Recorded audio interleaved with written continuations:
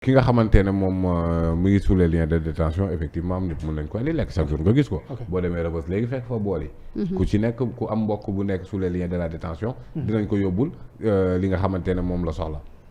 donc loolu loi interdire ko. maintenant effectivement tu as raison de dire que ni version yu bëri na ñii nee nañ mu ngi ci grève de faim am na ñu ma xam ñu ko jege ñu ne bañul lekk mais lekk bi nekk foofu la bañ. am na ci ay spécialistes. ku ci mel ni docteur Babacar Niang je lui ai demandé personnellement est-ce que lii mën na nekk mu ne moom li mu xam ci wàllu médecine nit mënul toog combien de jours. 17 presque ça fait 14 15 nee na médicalement mënul nekk. donc kon jàpp naa ne parce que surtout sur question sanitaire y a des gens qui disent daa am lii daa am lee mais man personnellement je ne crois pas dans ces choses là. parce que c'est très sensible. jàpp naa ne secret médical nit ki moom mënuma fay yegg mais en tout état de cause grève na grèvewul li may ñaan mooy ñëpp ñi nga xamante ne dañoo nekk en grève de faim pour man dañ ko war a arrêter parce que le combat contre ce système là vous voyez le système ça ne concerne pas seulement Benno Bokk Yaakaar du rek les chapelles politiques le système est beaucoup plus large que ça et qui est ancré ci biir Sénégal foog naa ne jàpp naa ne li ñu toll ci précarité ñun du Sénégal rek un peu partout en Afrique li ñun fi ñu nekk ci précarité ci pauvreté du dara lu ñu ko yóbbee lu dul un système poreux mais kii am ses racines yoo xamante ne ça remonte bien avant l'indépendance kon loolu pour nga lijjati ko nga di problème la tu as besoin de force tu as besoin de énergie tu as besoin de t'alimenter bien pour avoir la force de continuer combat boobu nga xamante ne man jàpp naa ne moom mooy seul issue bi nga xamante ne moom moo mën a génne Afrique ci sous-développement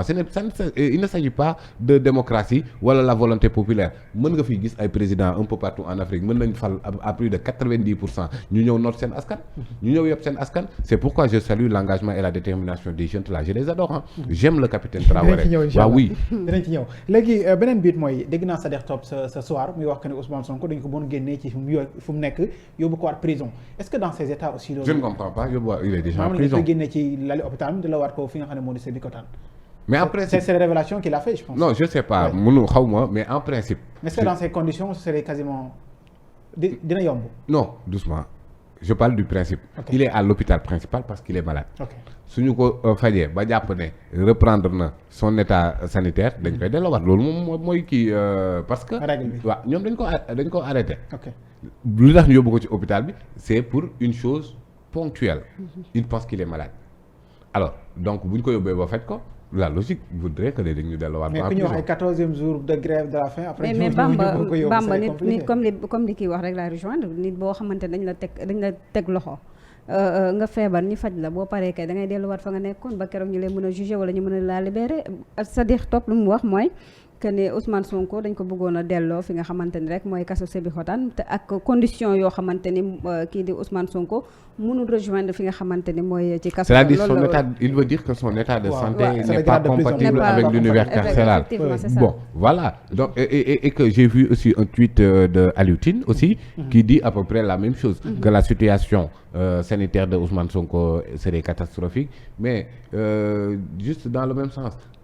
si Juan Branco peut bénéficier d'un contrôle judiciaire mais amul ku ci gën a yey ko Ousmane Sonko il est maire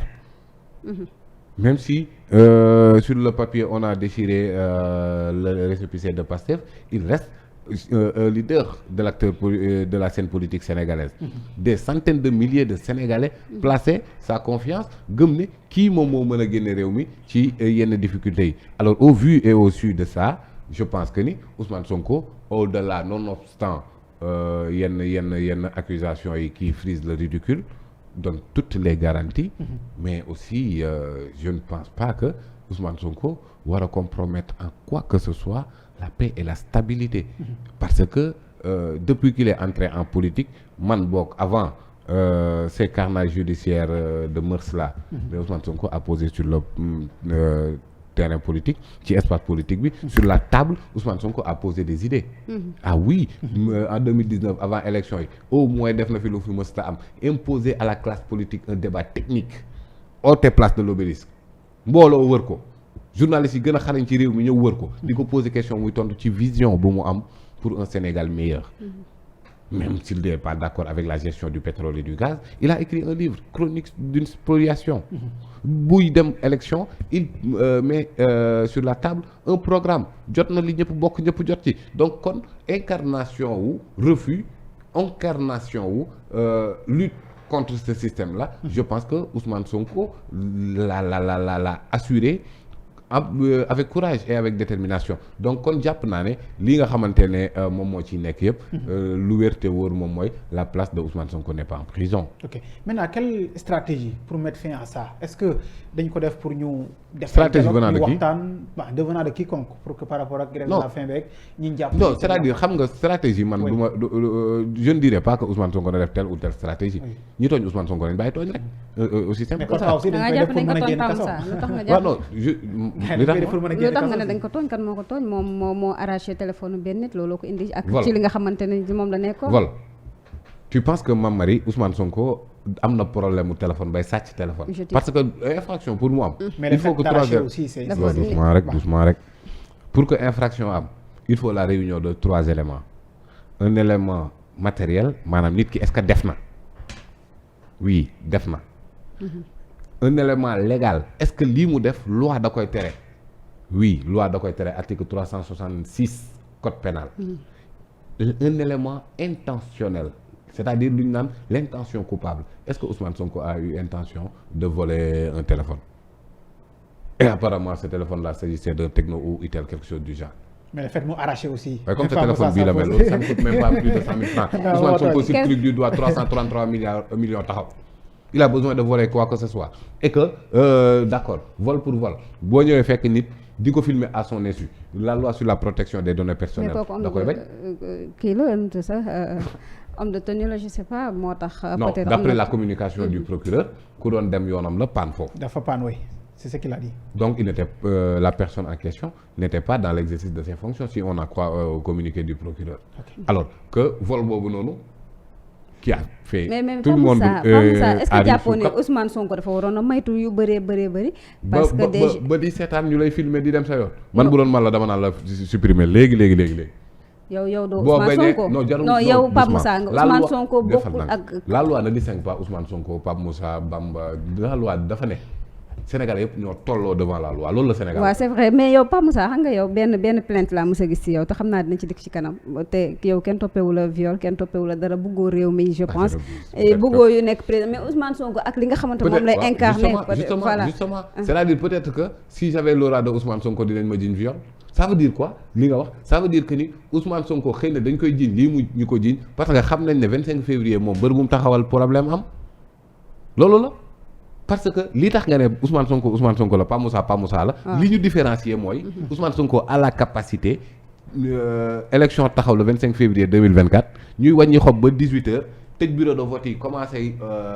compter balaa 22h coow li jeex c'est ça la particularité de Ousmane Sonko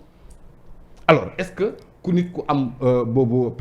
prérogative est-ce que nit ku am boobu qualité dafa war a doon impérativement ñu dresser benn série d'agressions judiciaires contre lui mais pas du tout